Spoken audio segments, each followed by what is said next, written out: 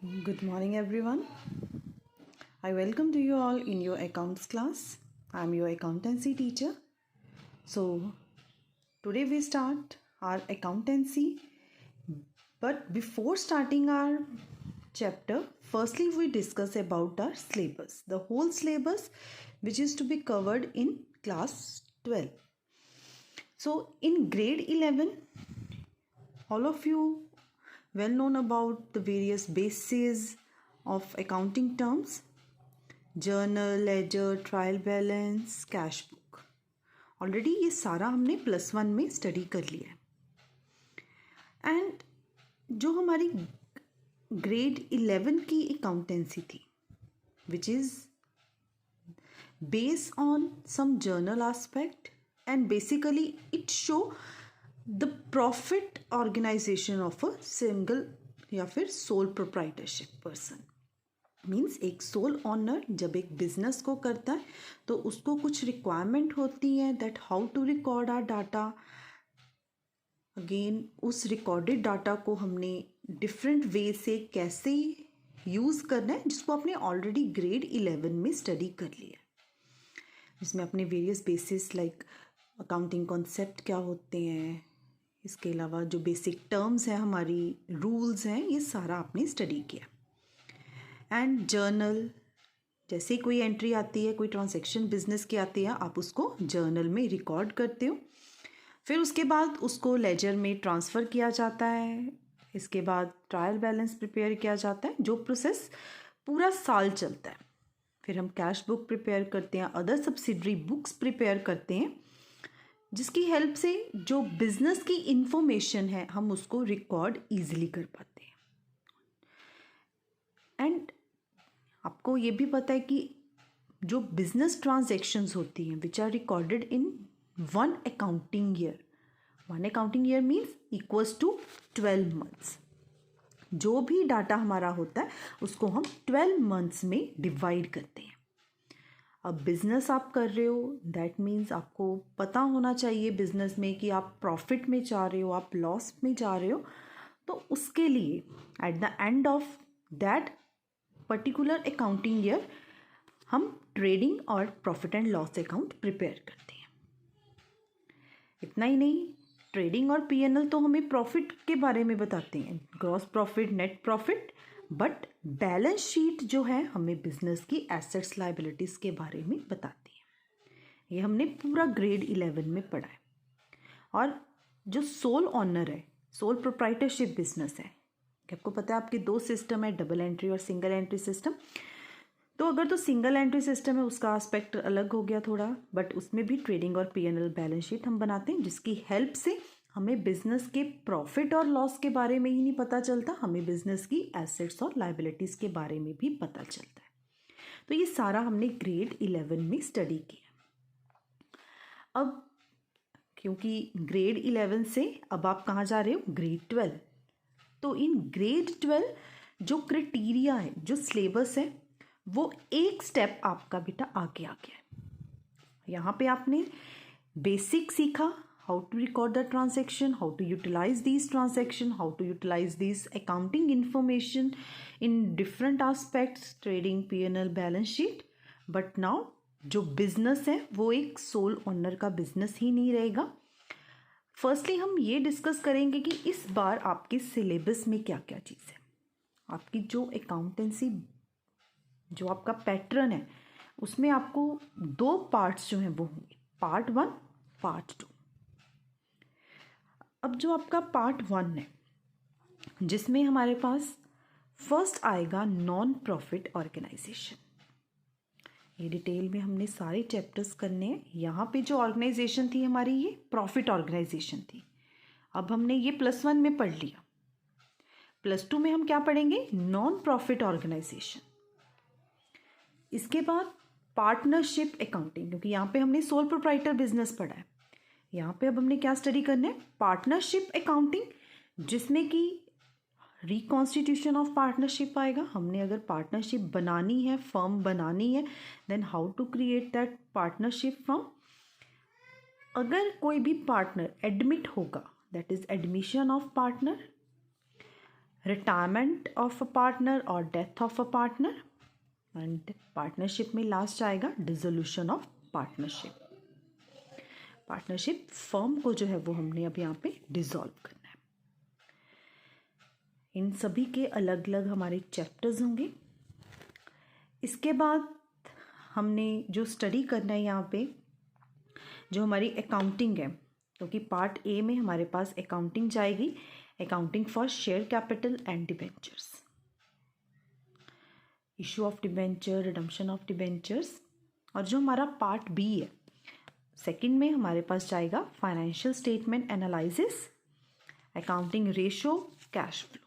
और जो आपकी अकाउंट्स की बुक है उसमें ये सारे चैप्टर्स जो हैं वो आपको मिलेंगे। जो हमारा पूरा सिलेबस है वो इन्हीं में डिवाइड जो है वो किया गया है। अब इन ग्रेड 12 हमने 1 बाय 1 इन सभी के बारे में डिस्कस करना है, जिसमें हम नॉन प्रॉफिट ऑर्गेनाइजेशन के बारे में पढ़ेंगे। फिर इसके बाद पार्टनरशिप बिजनेस के बारे में पढ़ेंगे। पार्टनरशिप में भी हर एस्पेक्ट को कवर किया जाएगा। अपने फर्म को कैसे बनाना है, अगर पार्टनर एडमिट करना है तो कैसे करोगे, रिटायर होगा तब क्या होगा, पार्टनर की डेथ हो जाती है तब क्या होगी, और अगर आपने अपनी फर्म को डिसॉल्व करना है देन उसके लिए कौन सी अकाउंटिंग ट्रीटमेंट्स जो हैं वो हमें फॉलो करनी पड़ेंगी। इसके बाद फाइनेंशियल स्टेटमेंट्स को एनालाइज कैसे किया जाएगा, आपने जो कैपिटल है वो रेज करनी है थ्रू शेयर्स, डिबेंचर्स, वो हम स्टडी करेंगे, रेशोज देखेंगे और कैश फ्लो पोजीशन देखेंगे।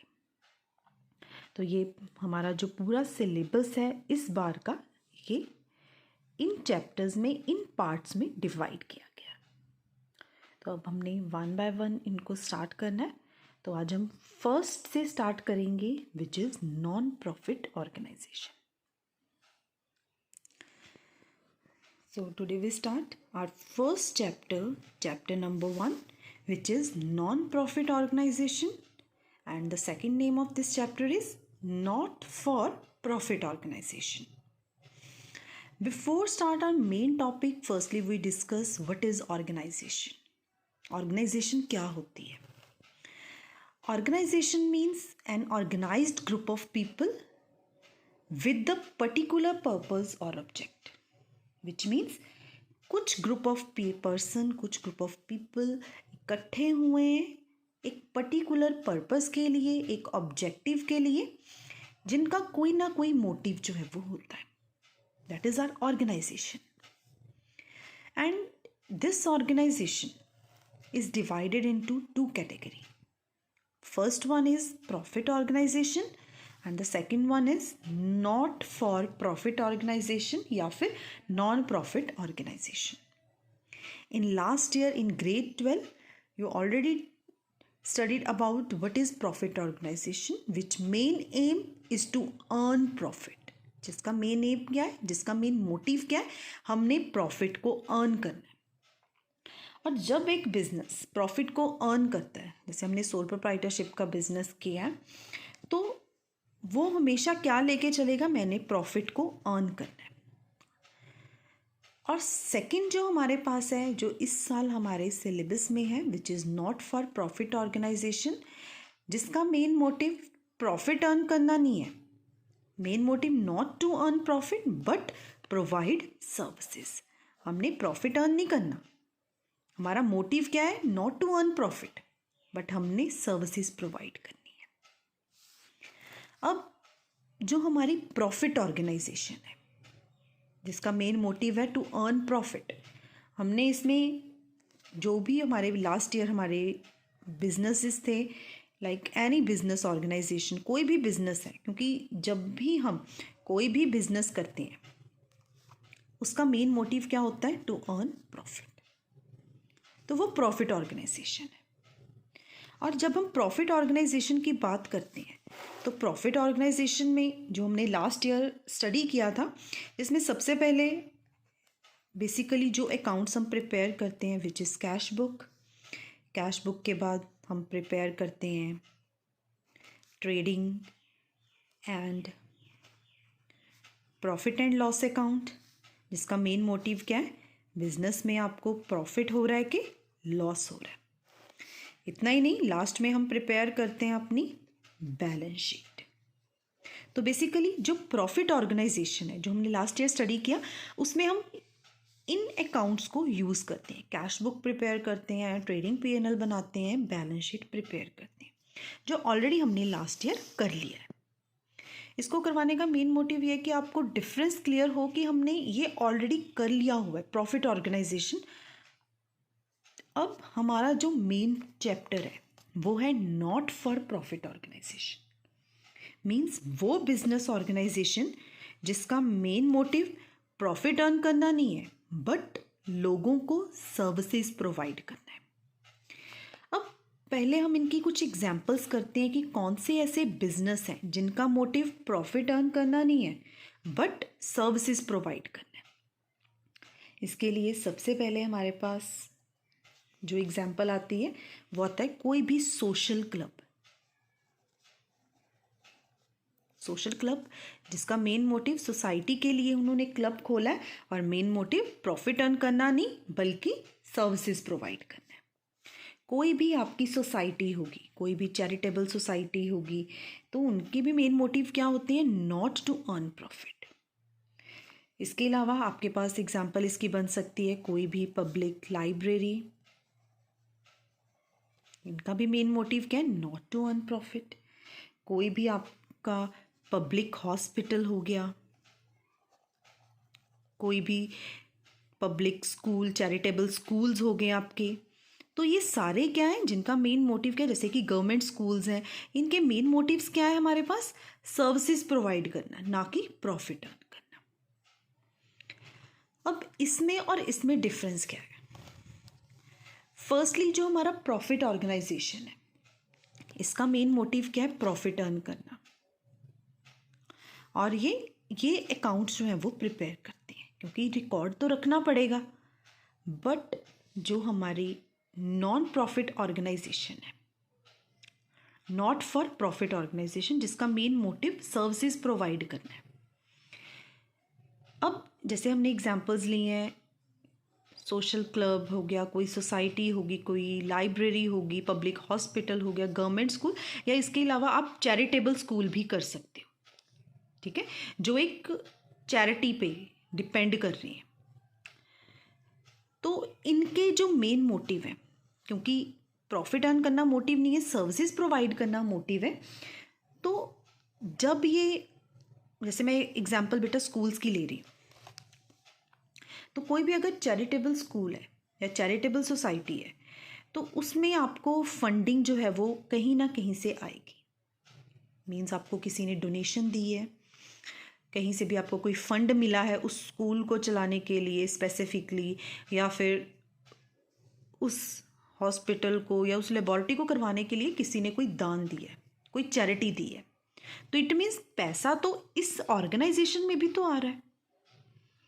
अब अगर इस पैसे का रिकॉर्ड ना रखा जाए तो इट मीन्स अपनी मर्जी से उसको कोई भी यूज़ कर सकेगा, बट ऐसा नहीं होता।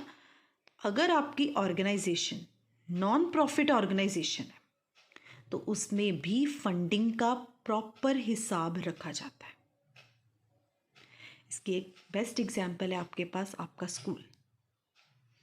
देखो आपका जो स्कूल है वो किसके अंडर है? एक सोसाइटी के अंडर है, एक चैरिटेबल सोसाइटी जो इस इंस्टीट्यूट को रन कर रही है। उसका मेन मोटिव प्रॉफिट अर्न करना नहीं है but to provide services to the society. But अगर उस स्कूल को या कोई हॉस्पिटल है, कोई चैरिटेबल हॉस्पिटल है, उसको कोई फंड देता है, कोई डोनेशन देता है, कोई दान देता है, तो उसका हिसाब जो है वो रखना पड़ता है। सिर्फ डोनेशन का हिसाब नहीं होता, और भी कहीं से अगर फंडिंग आती है, उसके मेंबर्स उसमें फंडिंग कर रहे हैं या कहीं और से, वो हम डिटेल में स्टेप बाय स्टेप चलेंगे आगे। तो जहाँ से भी फंडिंग होगी, जहाँ से भी पैसा इस ऑर्गेनाइजेशन में आएगा, उसका हिसाब हमें रखना ही पड़ेगा। तो नॉन प्रॉफिट ऑर्गेनाइजेशन जिसमें कि सर्विसेज आपका मेन मोटिव है, बट अगर उस बिजनेस में कुछ फंड आता है, कुछ पैसे आते हैं, चाहे वो कहीं से भी आए हों, डोनेशन के थ्रू आए हों, इसके मेंबर्स ने इसमें लगाए हों, आपको उसका हिसाब जो है वो रखना पड़ेगा। उसका हिसाब रखने के लिए जो हम बुक्स प्रिपेयर करेंगे, क्योंकि प्रॉफिट और नॉन प्रॉफिट दोनों डिफर है, तो इट मीन्स इनके नाम भी डिफर होंगे। जैसे यहाँ पे हम cash book, trading P&L, balance sheet बनाते हैं, नॉन प्रॉफिट ऑर्गेनाइजेशन में जब हम पैसे का हिसाब रखेंगे, जैसे आपकी कैश बुक है, कैश बुक का मेन मोटिव क्या होता है कि हमारे पास कितना कैश आया है और कितना कैश गया है। अब इसमें भी कैश का हिसाब तो रखना पड़ेगा, बट कैश बुक वर्ड किसके लिए यूज हुआ है? प्रॉफिट ऑर्गेनाइजेशन के लिए। But for non profit organisation, क्योंकि हमने कैश का हिसाब रखना है, तो हम कैश बुक नहीं प्रिपेयर करते, इसके लिए हम प्रिपेयर करते हैं रिसीप्ट एंड पेमेंट अकाउंट। अब रिसीप्ट एंड पेमेंट अकाउंट बेटे सेम क्या है, हमारी कैश बुक है, बट यहां पे इसका नाम चेंज हो गया, रिसीप्ट एंड पेमेंट अकाउंट। अब अगर इस ऑर्गेनाइजेशन में भी फंड आ रहा है, पैसा आ रहा है, तो हम उसको कहीं ना कहीं यूटिलाइज कर रहे हैं, क्योंकि कोई भी क्लब है, कोई भी चैरिटेबल सोसाइटी है, कोई स्कूल्स हैं, लाइब्रेरीज हैं, जब उसमें कैश आ रहा है तो उसको कहीं ना कहीं तो यूटिलाइज किया जाएगा। आपने कोई फर्नीचर लिया, आपने कोई बिल्डिंग बनाई है, तो उसके बाद हम ये देखते हैं कि उस फंड को यूज़ करके हमारे पास अर्निंग में क्या बचा। जैसे यहाँ पे अर्निंग में क्या आता है, प्रॉफिट और लॉस बचता है, और इसके लिए हम किसको प्रिपेयर करते हैं, ट्रेडिंग एंड P&L को। But in non profit organisation हम ट्रेडिंग P&L वर्ड यूज नहीं कर सकते, इसके लिए हम कौन सा वर्ड यूज करेंगे, income and expenditure account. Income and expenditure just like our P&L account. और यहां से भी हमारे पास, क्योंकि प्रॉफिट वर्ड किसके लिए यूज होता है, प्रॉफिट ऑर्गेनाइजेशन के लिए, और अगर यहाँ पे आपको प्रॉफिट होता है तो उसको हम बेटा प्रॉफिट नहीं बोलेंगे, उसको हम क्या बोलेंगे, सरप्लस। डिफरेंस मैं साथ साथ इसलिए क्लियर कर रही हूँ कि आपको कॉन्सेप्ट जो है वो क्लियर हो जाएगी। सरप्लस वर्ड किसके जगह पे यूज हुआ है, प्रॉफिट, क्योंकि प्रॉफिट वर्ड किसके लिए यूज होता है, प्रॉफिट ऑर्गेनाइजेशन के लिए। But for the non profit organisation हम किस वर्ड को यूज करेंगे, सरप्लस को।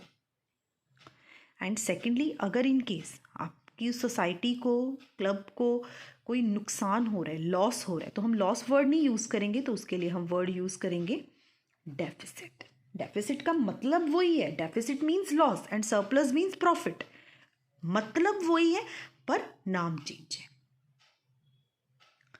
और थर्ड, क्योंकि हमने एसेट्स लायबिलिटीज का भी पूरा हिसाब रखना है, जैसे यहाँ पे हम बैलेंस शीट बनाते हैं, तो यहाँ पे भी हम क्या प्रिपेयर करेंगे, अपनी बैलेंस शीट ही प्रिपेयर करेंगे। तो ये 3 मेन जो अकाउंट्स हैं प्रिपेयर किए जाएंगे नॉट फॉर प्रॉफिट ऑर्गेनाइजेशन में। कौन से 3 अकाउंट प्रिपेयर किए जाएंगे, ये सीक्वेंस है, receipt and payment, after receipt and payment income and expenditure account, and third one हमने प्रिपेयर करना है अपनी बैलेंस शीट को। तो ये 3 जो अकाउंट्स हैं वो प्रिपेयर किए जाते हैं इन नॉन प्रॉफिट ऑर्गेनाइजेशन। तो ये हमारा मेन डिफरेंस है प्रॉफिट और नॉन प्रॉफिट ऑर्गेनाइजेशन का। प्रॉफिट ऑर्गेनाइजेशन जिसका मेन मोटिव प्रॉफिट अर्न करना है, जो हमने लास्ट ईयर स्टडी कर लिया हुआ है, जिसमें हम प्रॉफिट जब हमें बिजनेस में आता है तो हम कुछ अकाउंट्स प्रिपेयर करते हैं, cash book, trading P&L, balance sheet, जिससे प्रॉफिट और लॉस निकलता है।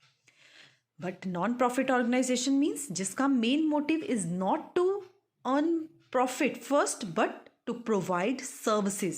Services is the priority of this type of organisation.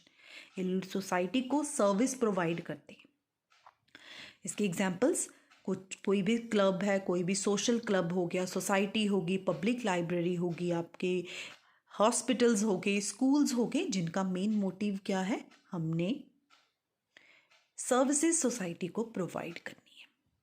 और जो मेन बुक्स ये प्रिपेयर करेंगे, क्योंकि जब इन ऑर्गेनाइजेशन में फंडिंग होती है, पैसा आता है, उसका हिसाब तो रखना पड़ेगा। तो उसके लिए ये 3 मेन अकाउंट्स हम प्रिपेयर करते हैं। 3 मेन अकाउंट्स नहीं हम बोल सकते, ये वाली बुक्स हम प्रिपेयर करते हैं, क्योंकि balance sheet is not a account. First हम receipt and payment account prepare करेंगे, secondly income and expenditure, and third one is balance sheet. इसमें जो बैलेंस शीट होती है बेटे वो भी 2 तरह की बनती है, ओपनिंग और क्लोजिंग। ये स्टेप बाय स्टेप जब हम इनको करेंगे फिर मैं आपको ये और क्लियर करूँगी। तो ये हमारी इंट्रोडक्शन थी इसकी। इसके साथ मैं रिसीप्ट एंड पेमेंट अकाउंट का फॉर्मेट आपको आज करवा रही हूँ। अब रिसीप्ट एंड पेमेंट अकाउंट क्या है? Receipt and payment account is just like our cash book. Cash book means जिसमें कैश आता है और कैश जाता है। आपको याद होगा लास्ट ईयर आपने कैश बुक किया था, सेम इसमें भी वही चीज़ है। आपको कैश आया, कैश गया। कैश आया मतलब रिसीप्ट, कैश गया अगर तो वो आ गया आपका पेमेंट। तो receipt and payment account of, अगर किसी भी सोसाइटी का नाम गिवन है, कोई भी स्पोर्ट्स क्लब है, कोई भी और सोसाइटी गिवन है, तो आपने यहाँ पे नाम लिखना है फॉर द ईयर एंडेड। और ये जस्ट लाइक आपका क्या है बेटे, कैश बुक। इसकी 2 साइड्स होंगी, डेबिट क्रेडिट। जैसे हम अपना अकाउंट बनाते हैं वैसा ही ये अकाउंट है। Receipt amount, payments amount. अब जैसे आप कैश बुक करते थे, टू बैलेंस ब्रॉट डाउन करते थे अपना, इसमें भी सेम वही है। रिसीप्ट में टू बैलेंस ब्रॉट डाउन, जिसमें cash in hand, cash at bank. इसके बाद हमारे पास टर्म आई है सब्सक्रिप्शन। ये मैंने आपको 1 बाय 1 डिटेल में करवानी है, तो जस्ट आपने अभी के लिए ये फॉर्मेट ही करना है अपना। सब्सक्रिप्शन, 3 तरह की सब्सक्रिप्शन आती है, एरियर्स, करंट, फ्यूचर। कोई भी जर्नल डोनेशन आ गई, क्योंकि इसकी जो टर्म्स होंगी वो प्रॉफिट ऑर्गेनाइजेशन से डिफर होंगी। Sale of old newspaper, sale of कोई भी आपने ग्रास बेचा या कुछ भी करके आपको जहाँ से भी पैसे आए वो कहाँ जाएंगे, रिसीप्ट साइड। कोई भी रेंट रिसीव हुआ आपका। और पेमेंट साइड हमारी सारी पेमेंट्स। पेमेंट कौन सी? Revenue payment. रेवेन्यू पेमेंट कौन सी होती है? जो हम विद इन 1 ईयर पेमेंट करते हैं, लाइक सैलरी। क्योंकि सैलरीज यहाँ पे क्यों आई हैं? उस क्लब को चलाने के लिए आपको एम्प्लॉयज़ रखने पड़ेंगे, तो एम्प्लॉयज़ रखे हैं तो आपको उनको पे करना पड़ेगा। Printing stationery, rent rate, taxes, insurance, travelling expense, तो ये सारे कुछ क्या है, हमारे एक्सपेंसेस। अब अगर आपने कोई एसेट खरीदी है तो उसको भी हम इधर डालेंगे। कोई इन्वेस्टमेंट है, कोई फर्नीचर है, कोई भी लाइब्रेरी की बुक्स खरीदी हैं, मोटर व्हीकल है, स्पोर्ट्स इक्विपमेंट है, तो उन सभी को हम इसी साइड जो है वो डालेंगे। और ये एक चीज़ और याद रखनी है आपने, रिसीप्ट एंड पेमेंट अकाउंट में भी अकाउंट का वही रूल फॉलो होगा, टू एंड बाय। और उसके बाद जो हमारा क्लोजिंग बैलेंस है वो यहाँ पे आ जाता है। तो ये था बेटे हमारा रिसीप्ट एंड पेमेंट अकाउंट, जो आज हमने 3 जो मेन अपनी उन ट्रांजैक्शंस को रिकॉर्ड करने के लिए नॉन प्रॉफिट ऑर्गेनाइजेशन में 3 बुक्स के बारे में पढ़ा है, जिसमें हमने आज फर्स्ट स्टार्ट की है अपनी रिसीप्ट एंड पेमेंट अकाउंट। तो इसका फॉर्मेट आपने अपनी नोटबुक पे बनाना है। इसके लिए अब आपने अकाउंट्स की अपनी सेपरेट नोटबुक जो है वो यूज़ करनी है, जिसमें फर्स्टली आपने जो मैंने फर्स्ट पेज आपको करवाया, ऑर्गेनाइजेशन को डिवाइड हम करते हैं, profit organisation, non profit organisation. फिर उसके बाद आपने रिसीप्ट एंड पेमेंट का ये फॉर्मेट भी बनाना है। तो आपने अच्छे से जितना आपको टर्म करवाई गई है वो करनी है। और लास्ट ईयर की तरह इस बार भी आपने एनसीईआरटी बुक्स जो हैं वो लेनी है। और रेफरेंस बुक्स अगर आपने लेनी है तो सेम टीएस करेबल रेफरेंस बुक रहेगी। तो अपने अच्छे से इसको करना है। रिसीप्ट एंड पेमेंट अकाउंट आपका ये आपको आना चाहिए, तभी आप नेक्स्ट स्टेप जो हमारा सेकंड आएगा, इनकम एंड एक्सपेंडिचर, उस पर आप अच्छे से कर पाओगे। आई होप आज की ये इंट्रोडक्टरी जो हमने स्टार्ट की है नॉन प्रॉफिट ऑर्गेनाइजेशन की आपको क्लियर होगी। तो अपने अच्छे से जो भी वर्कशीट आपको आएगी करने के लिए उसको करके टाइमली वो चेकिंग के लिए सेंड करनी है। And stay home, stay safe.